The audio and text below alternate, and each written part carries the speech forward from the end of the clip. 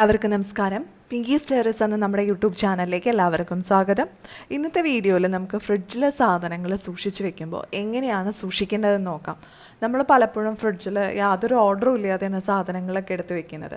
പക്ഷേ അങ്ങനെയല്ല, നല്ല രീതിയിൽ ശ്രദ്ധിച്ചിട്ട് വേണം നമ്മൾ സാധനങ്ങൾ ഫ്രിഡ്ജിലെടുത്ത് വെക്കാനായിട്ട്. അപ്പോൾ ഇന്നത്തെ വീഡിയോയിൽ നമുക്ക് ഫ്രിഡ്ജിലെ സാധനങ്ങൾ ഏത് രീതിയിലാണ്, എന്ത് ഓർഡറിലാണ് എടുത്ത് വെക്കേണ്ടതെന്ന് നോക്കാം. അപ്പോൾ അധികം താമസിയാതെ തന്നെ നമുക്ക് വീഡിയോയിലേക്ക് കിടക്കാം. ഇതെന്തൊക്കെയാണെന്ന് നോക്കാം. ചിലപ്പോഴൊക്കെ നമ്മുടെ വീട്ടിൽ ഫുഡ് ഉണ്ടാക്കി കഴിഞ്ഞാൽ ബാക്കി വരാറുണ്ട്. അപ്പോൾ അത് നമ്മൾ ഫ്രിഡ്ജിലെടുത്ത് വെക്കും. അപ്പോൾ വെക്കുമ്പോൾ ബൾക്കായിട്ട് വെക്കാതിരിക്കുക, കുറച്ചായിട്ട് ഡിവൈഡ് ചെയ്തിട്ട് പല പാത്രങ്ങളിലായിട്ട് വെക്കുക. അപ്പോൾ സാധനം കേടാവില്ല, മാത്രമല്ല കൂള് എല്ലാ ഭാഗത്തും ഒരുപോലെ കിട്ടുകയും ചെയ്യും. പിന്നെ നമ്മൾ കുക്ക് ചെയ്ത ഫുഡൊക്കെ എപ്പോഴും ഫ്രിഡ്ജിൽ ടോപ്പ് പാർട്ടിൽ ഏറ്റവും മുകളിലത്തെ ഭാഗത്തായിട്ട് വെക്കാനായിട്ട് ശ്രദ്ധിക്കുക. ഫ്രീസറിൻ്റെ തൊട്ട് താഴെ ചിൽട്രെയും കഴിഞ്ഞ് വരുന്ന ആ ഒരു കമ്പാർട്ട്മെൻറ്റിലായിട്ട് നമ്മൾ കുക്ക് ചെയ്ത ഫുഡുകൾ വെക്കുക. അതുപോലെ തന്നെ വെജിറ്റബിൾസൊക്കെ ഏറ്റവും താഴത്തെ വെജിറ്റബിൾ ബാസ്ക്കറ്റിൽ വെക്കാനും ശ്രദ്ധിക്കുക.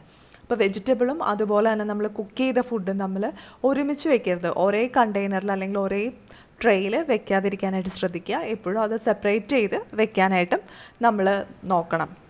ഇനി അടുത്തതായിട്ട് നമ്മൾ ചീസ്, ബട്ടർ അതുപോലുള്ള കാര്യങ്ങളൊക്കെ ഫ്രീസറിൻ്റെ തൊട്ട് താഴെയായിട്ട് വരുന്ന ചിൽ ട്രേയിൽ വെക്കുക. അപ്പോൾ ഫ്രീസർ ഇപ്പോൾ താഴെയുള്ള ഫ്രിഡ്ജാണെങ്കിൽ അതിന് തൊട്ട് മുകളിലായിട്ട് വരുന്ന ചിൽ ട്രേയിൽ വെക്കുക. ഡയറി പ്രോഡക്ട്സ് എന്നൊക്കെ ചില ഫ്രിഡ്ജിൽ എഴുതിയിട്ടുണ്ടാവും. അങ്ങനെയുള്ള ഭാഗത്ത് മാത്രം ഈ ചീസും അതുപോലെ ബട്ടർ അങ്ങനെയുള്ള കാര്യങ്ങളൊക്കെ വെക്കുക. അല്ലെങ്കിൽ നമ്മൾ വേറെ ഏതെങ്കിലും ഭാഗത്തൊക്കെ വെക്കുകയാണെങ്കിൽ അത് ചിലപ്പോൾ നാശമായി പോവും. അതിൻ്റെ ആ ഒരു ക്വാളിറ്റി നഷ്ടപ്പെടാനും സാധ്യതയുണ്ട്. പിന്നെ വേറെ എന്തെങ്കിലും ഫുഡ് ഐറ്റംസിൻ്റെ ഒക്കെ സ്മെല്ലും കാര്യങ്ങളും ഒക്കെ അതിൽ പിടിക്കാനും സാധ്യത കൂടുതലാണ്. അപ്പോൾ അതെപ്പോഴും സെപ്പറേറ്റ് ചെയ്ത് ചിൽട്രയിൽ തന്നെ വെക്കാനായിട്ട് ശ്രദ്ധിക്കുക. പിന്നെ നമ്മൾ പലപ്പോഴും പാലൊക്കെ വാങ്ങിച്ചു കഴിഞ്ഞാൽ ബോട്ടിലൊക്കെ ആണെങ്കിൽ അത് ആ ബോട്ടിലൊക്കെ വെക്കുന്ന സൈഡിൽ വെക്കാറുണ്ട്, അതായത് ഫ്രിഡ്ജിൻ്റെ ഡോറിൻ്റെ ഭാഗത്ത്. പക്ഷേ പാല് എപ്പോഴും നമ്മൾ ഫ്രിഡ്ജിൻ്റെ ഉള്ളിലായിട്ട് വെക്കണം. ഡോറിൽ വെക്കുകയാണെങ്കിൽ പാല് പെട്ടെന്ന് കേടായി പോകാൻ ചാൻസ് കൂടുതലാണ്. കാരണം ഡോറിൽ വരുന്ന ടെമ്പറേച്ചർ വളരെ കുറവായിരിക്കും. നമ്മൾ ഡോർ ഇടയ്ക്ക് തുറക്കും, അടയ്ക്കും. അപ്പോൾ അങ്ങനെയൊക്കെ വരുമ്പോൾ ഡോറിൻ്റെ ആ ഒരു ടെമ്പറേച്ചറിൻ്റെ ലെവലിൽ വ്യത്യാസം വരും. അപ്പോൾ അതുകൊണ്ട് തന്നെ നമ്മൾ എപ്പോഴും പാല് പോലുള്ള വസ്തുക്കളൊക്കെ ഫ്രിഡ്ജിൻ്റെ ഉള്ളിലുള്ള കമ്പാർട്ട്മെൻറ്റിൽ എന്തെങ്കിലും പാത്രത്തിലോ അങ്ങനെ എന്തെങ്കിലുമൊക്കെ ആക്കിയിട്ട് വെക്കുന്നതായിരിക്കും നല്ലത്. അതുപോലെ തന്നെ നമ്മൾ ഡോറിൽ വെക്കാൻ പാടില്ലാത്ത ഒന്നാണ് മുട്ട. നമ്മൾ പലപ്പോഴും ഫ്രിഡ്ജിൻ്റെ ഡോറിലായിരിക്കും മുട്ടകൾ സ്റ്റോർ ചെയ്യുന്നത്. അപ്പോൾ നമുക്ക് പെട്ടെന്ന് ഉപയോഗിച്ച് തീർക്കാനുള്ളതാണെങ്കിൽ നമ്മൾ ഡോറിൽ വെച്ചാലും കുഴപ്പമില്ല. പക്ഷേ നമ്മൾ കുറച്ചധികം വാങ്ങിച്ചിട്ട് ഫ്രിഡ്ജിൽ സ്റ്റോർ ചെയ്ത് വെക്കുന്നുണ്ടെങ്കിൽ ഫ്രിഡ്ജിൻ്റെ ഉള്ളിലത്തെ കമ്പാർട്ട്മെൻറ്റിൽ സ്റ്റോർ ചെയ്യുക. അല്ലെങ്കിൽ ഫ്രിഡ്ജിൽ ആ ടെമ്പറേച്ചറിൽ വരുന്ന വ്യത്യാസം കൊണ്ട് നമ്മുടെ മുട്ട ചിലപ്പോൾ കേടായി പോകാൻ ചാൻസ് ഉണ്ട്. അപ്പോൾ ഒരു 3-4 ദിവസത്തിനുള്ളിലൊക്കെ നമ്മൾ മുട്ട ഉപയോഗിച്ച് തീർക്കുമെങ്കിൽ നമുക്ക് ഡോറിൽ ആ മുട്ട വെക്കാനുള്ള ഹോൾഡറിൽ തന്നെ വെക്കാം. അതല്ല അതിൽ കൂടുതൽ നാൾ നമ്മൾ മുട്ട സൂക്ഷിച്ച് വെക്കാൻ ഉദ്ദേശിക്കുന്നുണ്ടെങ്കിൽ ഫ്രിഡ്ജിൻ്റെ ഉള്ളിൽ കമ്പാർട്ട്മെൻറ്റിൽ എയർ ടൈറ്റ് ആയിട്ടുള്ളൊരു ബോക്സിൽ അടച്ച് സൂക്ഷിക്കുന്നത് വളരെ നല്ലതായിരിക്കും. അതും അല്ലെങ്കിൽ നമ്മുടെ മുട്ടയൊക്കെ വാങ്ങുമ്പോൾ ചില കണ്ടെയ്നർ പോലെ കിട്ടാറുണ്ട്, അങ്ങനെയുള്ളതിൽ ആക്കി സൂക്ഷിക്കുകയും ചെയ്യാവുന്നതാണ്. അതുപോലെ തന്നെ നമ്മൾ വെള്ളം, അതുപോലെ സോസ് അങ്ങനെയുള്ള കാര്യങ്ങൾ മാത്രമാണ് ഫ്രിഡ്ജിൻ്റെ ഡോറിൽ സൂക്ഷിക്കേണ്ടത്. നമ്മൾ അല്ലാതെ മറ്റ് സാധനങ്ങൾ, ഫുഡ് ഐറ്റംസൊക്കെ ഫ്രിഡ്ജിൻ്റെ ഡോറിൽ സൂക്ഷിക്കുകയാണെങ്കിൽ പെട്ടെന്ന് കേടായി പോവും.